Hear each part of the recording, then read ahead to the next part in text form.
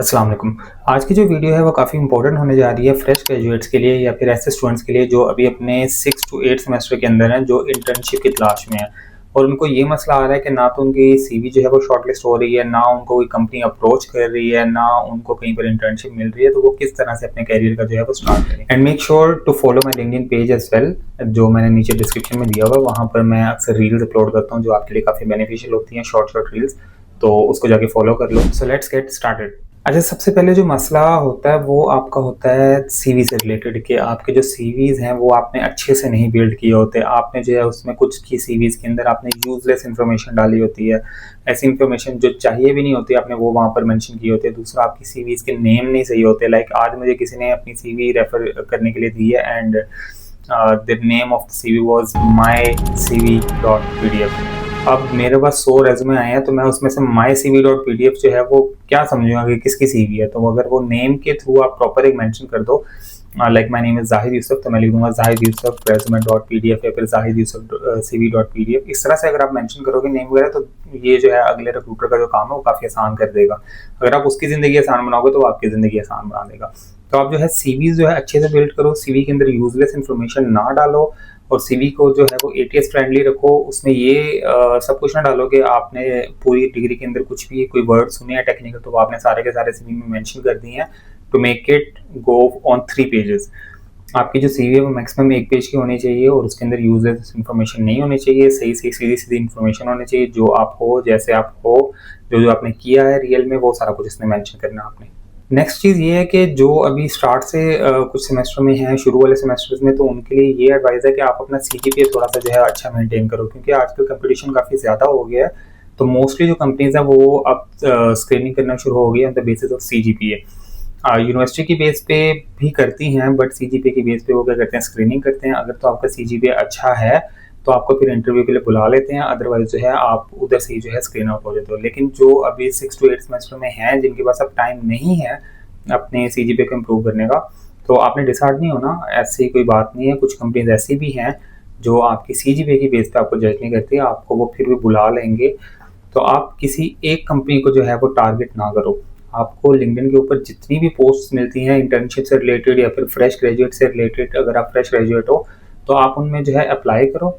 और किसी भी जॉब में अगर आपको इंटरव्यू के लिए बुला लेते हैं तो मेक श्योर कि उस चांस को आप ज़ाया ना करो, आप उस चांस को अच्छे से अवेल करो और उस चांस को जो है अच्छे से प्रिपेयर करके जाओ, अपना इंटरव्यू जो है वो क्लियर करो और जो वो जॉब जो है सिक्योर करो। अगर कोई चांस मिलता है तो उसको ज़ाया आपने बिल्कुल नहीं करना। अच्छा, नेक्स्ट जो चीज़ है that is apply as soon as possible, कि जैसे ही किसी कंपनी की इंटर्नशिप या फिर कोई जॉब ऑफर जो है या ओपन होती हैं जॉब की अपॉर्चुनिटीज़, तो जितना जल्दी हो सके आपने उतना जल्दी अप्लाई करना है। आपने कोशिश करनी है कि आप कम से कम फर्स्ट 10 नहीं तो फर्स्ट 20 या फर्स्ट 30 एप्लीकेंट्स के अंदर आप आ जाओ। कुछ कंपनीज क्या होती हैं कि जब उनके पास थाउजेंड्स ऑफ एप्लीकेशन रिसीव होती हैं तो वो सारी की सारी एप्लीकेशंस नहीं देखते। वो क्या करते हैं, वो फर्स्ट 100 उठा लेते हैं, फर्स्ट 200 उठा लेते हैं, इस तरह जो है वो प्रोसीड करते हैं। तो आप कोशिश करो कि आपके जो अप्लाई करने का जो टाइम है वो उसी टाइम, मतलब जैसी जॉब पोस्ट हुई है आपने उसी टाइम जो है अप्लाई कर दिया। नेक्स्ट स्टेप इज कि आप जो है जिस कंपनी में अप्लाई कर रहे हो, कोशिश करो वहाँ के जो एम्प्लॉयज है उनके साथ थोड़ा कनेक्शन बिल्ड करो और उसके बाद जो है उनके थ्रू अपनी सीवी जो है वो रेफर करवाओ किसी भी पोजीशन के लिए, चाहे इंटर्नशिप है या फिर चाहे एएससी का रोल है या जो सा भी रोल है, आप उनके थ्रू अपनी सीवी रेफर करवाओ। रेफर की हुई सीवीज के जो है वो चांसेस जो है वो 100% जो है वो इंक्रीज हो जाते हैं। और आपने कोशिश करनी है कि अपने कनेक्शन अच्छे अच्छे बिल्ड करें और उनके साथ प्रोफेशनली जो है उनको कहें कि भाई मुझे रेफ़र कर दें और उनसे रिक्वेस्ट करें। और मोस्टली बंदे जो है वो रेफ़र कर देते हैं, क्योंकि रेफ़र करने में किसी का कुछ भी नहीं जाता। तो आप कोशिश करें प्रोफेशनली रिक्वेस्ट करें किसी से रेफ़र करने की, लेकिन आपने मुझे रिक्वेस्ट नहीं करनी रेफ़र करने की। क्यों?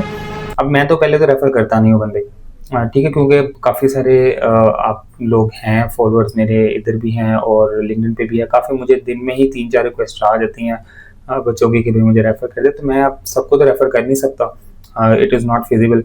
और अगर मैं किसी एक आधे को करूँगा, किसी को नहीं करूँगा, तो फिर भी ये ज़्यादती वाली बात है, क्योंकि आप सब मेरे लिए एक जैसे हो। और दूसरी मेरी बड़ी वजह जो है रेफ़र ना करने की, वो ये है कि मैंने भी रिसेंटली 2-3 बंदों को रेफ़र किया एंड सारे रिजेक्ट हो गए हैं।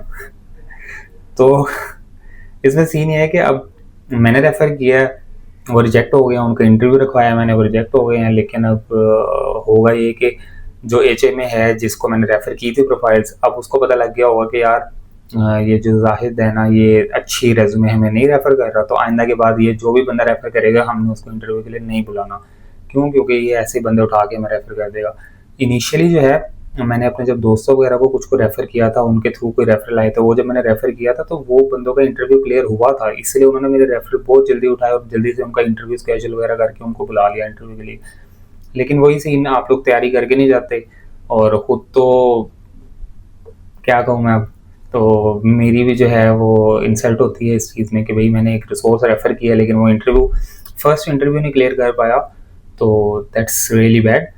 तो इस वजह से जो है ना मैं रेफ़र नहीं करता। अब आप में से बहुत सारे कहोगे भाई मुझे मेरी बहुत अच्छी तैयारी है, भाई मुझे रेफ़र कर दो, मैं आपको कभी मायूस नहीं करूँगा। नहीं कर सकता मैं रेफ़र। मैं देखूँगा in near future, might be on the basis of some mock interviews या किस तरह करके कुछ होगा, तो मे बी मैं किसी को रेफर करूंगा जो मुझे बहुत अच्छा लगेगा कि ये कंपनी के लिए बहुत बेनिफिशियल होगा। अदरवाइज जो है मैं किसी को रेफर नहीं कर सकता। आप किसी और कनेक्शंस देखो, डेप्सिंग के अंदर बहुत सारे लोग काम करते हैं और आपको रेफर कर भी देंगे, तो आप उनके थ्रू जो है अपने आप को रेफर करवाओ, इससे आपके चांसेस जो है वो 100% जो है इंक्रीज हो जाएंगे। अच्छा, लास्टली मैं ये कहना चाहूँगा कि आप जो है जितनी ज़्यादा कंपनीज में हो सकता है अप्लाई करो, जितने ज़्यादा आप एक दिन में एप्लीकेशन सेंड कर सकते हो डिफरेंट कंपनीज को, इंटर्नशिप के लिए, फ्रेश ग्रेजुएट के लिए आप अप्लाई करो। आपने डिसहार्ड नहीं होना, आपको रिजेक्शंस आएंगी, एक जगह से, दो जगह से, तीन जगह से, चार जगह से रिजेक्शंस आएंगी, लेकिन आपने डिसहार्ड नहीं होना, आपने अप्लाई करते रहना अपना, बस किसी तरीके से आपने फर्स्ट रोल जो है वो ग्रैब करना है। उसके बाद जब आपको एक बार एक्सपीरियंस आ जाएगा, फिर आपको कोई भी कंपनी जो है वो इजीली आपको हायर कर लेगी, आप इजीली जो है उनका इंटरव्यू जो है वो क्रैक कर लोगे।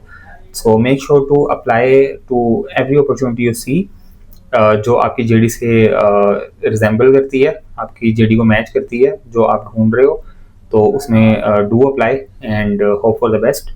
एंड या आज की वीडियो के लिए इतना ही। मिलते हैं इंशाल्लाह नेक्स्ट वीडियो में, तब तक के लिए अल्लाह हाफ़िज़।